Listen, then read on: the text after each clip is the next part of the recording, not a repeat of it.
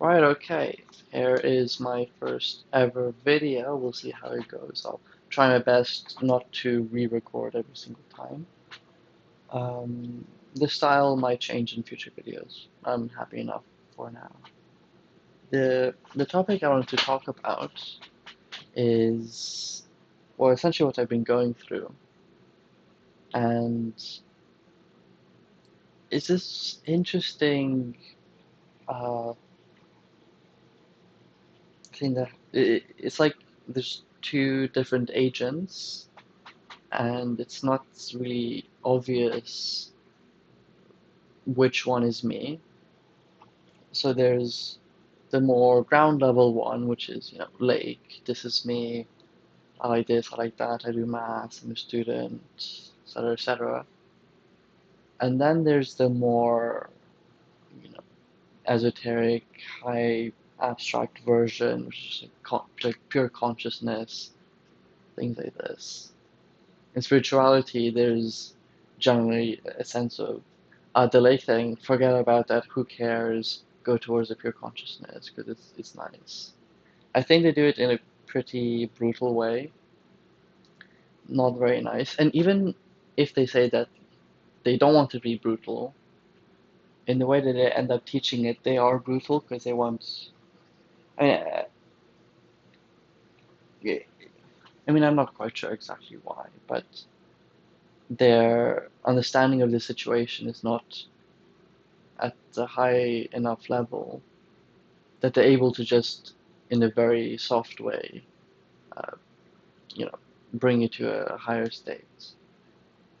They end up being a bit frustrated, I think. My experience is never a good idea to be, uh, forcing it. You just waste time. It's not going to work. And especially with something like this, you know, the reason why you don't want to do something, like I've had this happen so many times where I want to do something and I'm like, just tell me why I sort of have a resistance to it. And then when I end up having enough insight to actually find out why I'm having resistance to it, I'm like, oh, okay, I actually understand why I'm resistant to it now. I don't want to do anymore what I was planning to do. Even if I said before, whatever it is, I can go through it. Um, so for me, and also I don't like the fascism of one is better than the other. So, both have uh, you know, equal placement on the table. But obviously, there is this sense that, uh, let's say, the ego and the self, uh, the two names, like the ego, lake, the self, the higher thing. Um, the ego is a bit domineering, and in many people, there's lots of uh, elements to it which are pretty nasty. And the higher self seems as quite nice, quite loving, and works quite well. But it is by default asleep, it seems, in a bizarre way, because they also say that kids are not asleep, something there, but for the moment, in my experience, it kind of feels asleep. And waking it up, has this, even though, it seems to be this fantastic thing, it seems to have these big barriers around it that you momentarily feel really, really bad, like as bad as you could.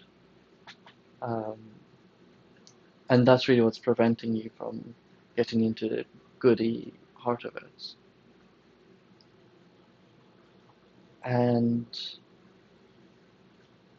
yeah, in my experience now, there's a feeling of trying to wake up, and that, and I'm trying to take it as seriously as I can, where really it takes your whole being. And I've got these, how do you say, these thoughts, these ideas.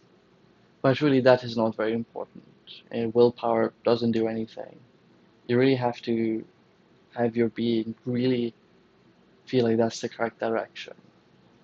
And so the intuition for me is a bit of just like doing back propagation. And that's really how you get something to really uh, feel innately true. I mean, I'm not quite sure because maybe it is slow, and in general, my experience says that if it's slow, they just misunderstood something. There's something missing. But in this case, uh, it seems to be quite good, and maybe sometimes there's, back propagation might be one of these things that's a bit slower, especially because there's this tangled thing where to have more insight, you need to let go more, and to let go more, you need more insight. So, because there's also fear involved and lots of resistances, and I guess that is what's uh, limiting the amount of flow that can happen. And so that's why it's slow. I'm coming up with lots of these ideas on the spot. Um, and yeah, it's I'm very lucky to have find myself in a place that where I really don't feel like I'm losing too much. I really feel comfortable in letting things go. And I don't particularly feel like I need to live the rest of my life. I've done plenty.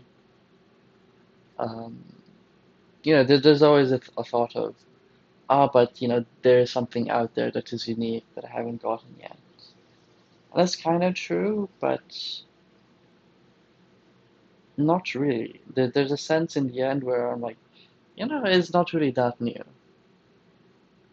Um, and I think it's difficult to say how true that is, because so essentially what I'm doing with these resistances, how it manifests me is that, and probably in everyone, is that these resistances have sort of cut me away from my experience to have a protective barrier.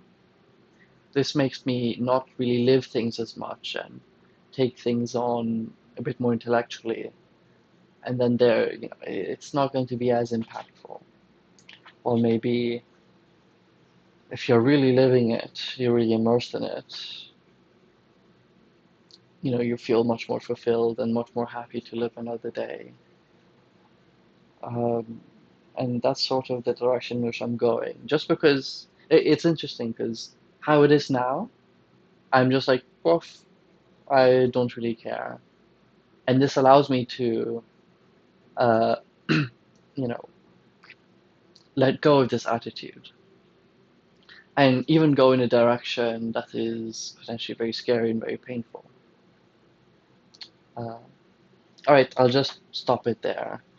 I try to keep it between 5 minutes and 8 minutes. I slightly ran over time. I think you get a bunch of ideas there. Probably confusing. All right, bye bye.